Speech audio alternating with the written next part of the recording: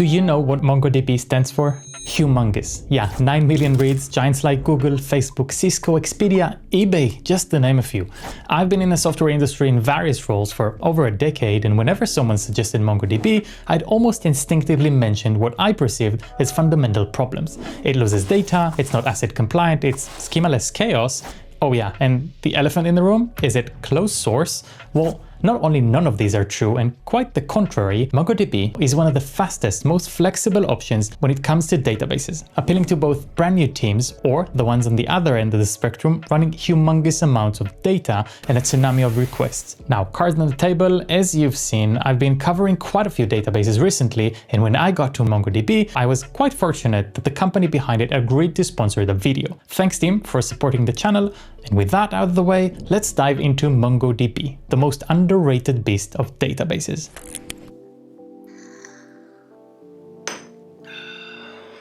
MongoDB is source available, and yes, we are touching that hot potato in just a second. It's cross-platform document database. It was first released in 2009 by a team called Tengen, which morphed into what we know today as MongoDB Inc. Less than 10 years later, it became a publicly traded company and it's doing not bad, but that's for a different video. Oh yeah, the hot potato. In 2018, a year after the IPO, they changed the license from AGPL3 to SSPL, and if you're like me and this doesn't mean much, it basically means you can still use it for free to build commercial services too, but what you cannot do is resell it as your own product. Or if you do plan to offer MongoDB as a hosted service, you must open source all the software used to provide that service, not just the database itself, but your entire service stack. Are you thinking what I'm thinking? Cool. Say what you want, that's all the open source I need, but we can keep debating that in the comments. Let's talk about power for developers. There are a bunch of MongoDB packages, a CLI for Atlas, a free GUI for local data, and we'll get to them later, but the most important utility for any MongoDB developer is Mongosh, the MongoDB shell. Verify the installation and start working. Being the source availability is the easiest way to explore MongoDB is using a local container mapped to the classic port of 27017, and easy user and password can be provided through envars, and we're running. Mongosh with a simple endpoint gets you a shell. You can show the databases, which are currently the 3 default that come with any fresh deployment. MongoDB is easy. You start a new DB by simply saying use followed by a name. In MongoDB, a database is not actually created until it gets some content, which explains why we still see 3 names here.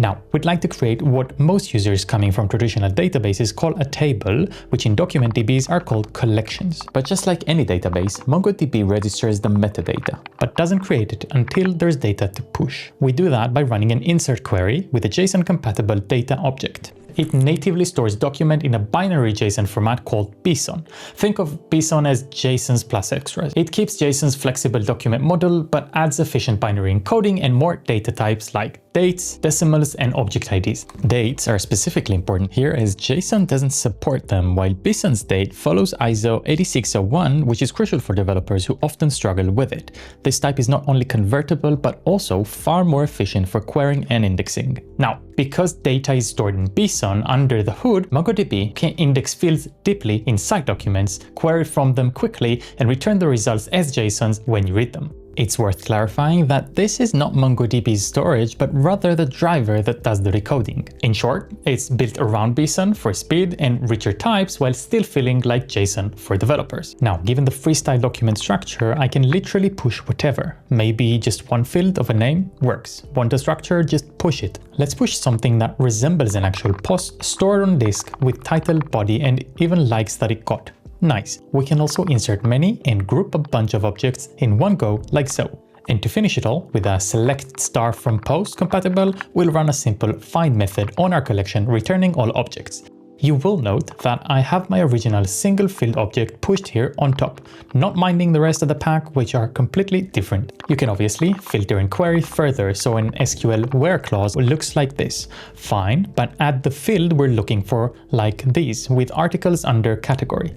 There's 2 important things to clear about collections of documents. First, about collections and document shape. In MongoDB, you typically query a single collection of documents. Instead of doing multiple joins like in a relational database, users join to purchases, join to products. Document databases encourage modeling related data together, especially when it's accessed together. MongoDB supports joins using lookup. They are not uncommon and very much have a place. That said, they are quite slow, so it's best to model away when possible. The second thing, you might be watching thinking, this is the schema-free chaos I thought it was. And while you can enable schema validation, which is even useful in some cases, most teams choose to run the validation on the application side and let the server handle more critical parts. The important takeaway is that MongoDB lets you choose. You get schema controls when you need them with the flexibility to adapt when requirements evolve. Now, about that SQL select star, when you want to select certain fields, you run the same find statement, whatever your search is, and then another object defining the field selected,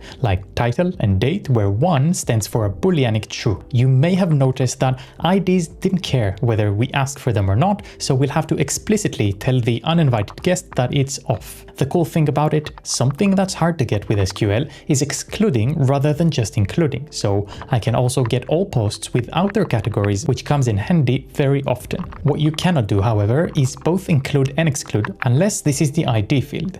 When you want to be specific, just be specific with the search terms, and the exact same works for making changes, like updating a post by setting 3 likes to the post named post title 1. You'll also note that the matched count is 0, telling us basically nothing got updated, but switching to an existing title, both matches 1 and modified 1. Right, simple stuff so far. Upsert is update or insert an object if it's not yet there, which might sound small, but it's extremely nice to have. Deletions are no different than the rest of the actions and follow the same concept. You can delete one, which is probably the safest, or many when it makes sense. Okay, cool. Basics out of the way, now let's talk business. Another classic myth is how it loses data because it has no durability and occasionally drops write events. Now, without appealing to authority and saying Microsoft, Toyota and Verizon use MongoDB, I'll just acknowledge this. In the very early days, and I mean pre-version 2, around 2011, the default write concern was 0, which meant send and forget without waiting for acknowledgement. While this was done for speed and winning benchmarks, it was obviously dangerous, and is very much no longer the case, but I'll prove it. A great utility is the ping, similar to the Redis ping pong when you need to verify an instance health. Then we can send admin commands asking for the default read-write concern. Now, in a single node replica set, majority equals 1, so majority writes always succeed. Let's build a simple local cluster with Docker network for our nodes using MongoNet. We'll start Mongo 1, configure a replica set and let it run. Okay, let's add Mongo 2 and 3 to the same replica set, and now pay attention because this command initiates a replica set with an array of members using all the containers we just created. We get an ACK and Mongo sends us to the new DB cluster. Our status gets the replica set of 3 nodes where the first one is primary, then secondary for the followers. In our cluster, the first thing on a fresh deployment I'll do is ask for the default read-write concern, which is write majority by default and not 0 as many people think. Now, into data, we'll insert a node object I just made up and we'll add a write concern majority explicitly, which is of course acknowledged. If I try to run the same with 0 for the concern, I'm getting immediately rejected. Now check this out. I'll kill Mongo 3, leaving us with 2/3 of the cluster. My object gets inserted again and I can find it. Then I'll kill Mongo 2 as well. Back to a single node, insert 1 with majority, we'll catch the error, which is a cool thing Mongo can do, and we're told that this is not the primary anymore.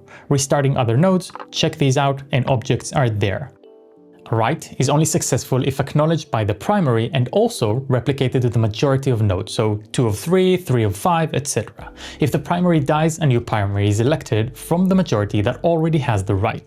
Okay, now the second biggest myth, I know I had the misconception of 2, is thinking MongoDB is not ACID compliant. Well, it's important to mention up top that MongoDB became ACID compliant for multi-document transactions in version 4.0, released in June 2018, while single document operations were already ACID compliant before this point. Let me show you the classic Alice and Bob bank transfer example of ACID database demo. Making sure everything is gone, then inserting Alice and Bob accounts with balances. Now we want to create a transaction. This is the DB transaction, which won't end until we tell it. Call will hold the bank user's collection so that we don't actually shoot the commands, but rather hold them until we're done. This is the first most important part of ACID, atomicity of actions. Both operations need to either succeed or fail together, and this is critical for any bank and any transaction. The only way it gets sent is if we commit the transaction, and there we have the objects updated.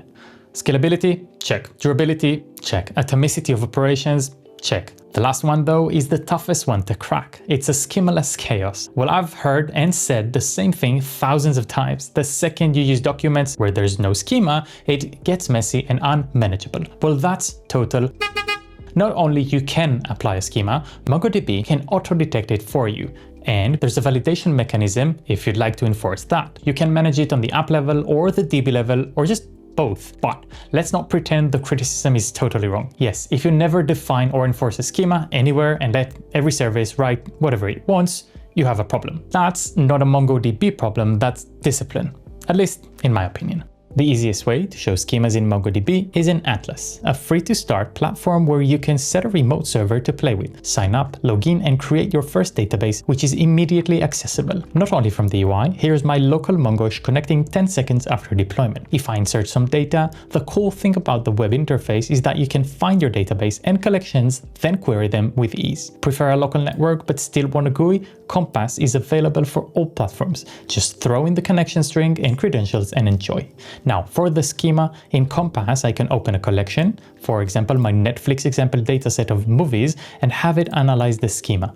And check this out, not only the fields, but also a histogram of usage and appearances. This is cool, but again, for someone who comes from a relational database, I want to see the enforcement. So I have my collection of users here, where I can apply a schema validator, making sure both name and age are present for all documents. It's accepted by the server, so when I send the 30-years-old John in, Atlas takes it, but without an age, MongoDB refuses the document and tells us exactly why. Mission accomplished? I think so. Every single myth and misconception I had are now busted. Does it magically replace any other relational DB? No, but it sure is built with both simplicity and ease for teams starting out, as well as huge, high-traffic enterprise-grade production workloads. But sometimes you actually do need a relational database. If you ask for a battle-tested beast that can actually also hold documents, among many others, I'd suggest Postgres. Check this video next to see some wild things it can do. Thank you for watching, and I'll see you on the next one.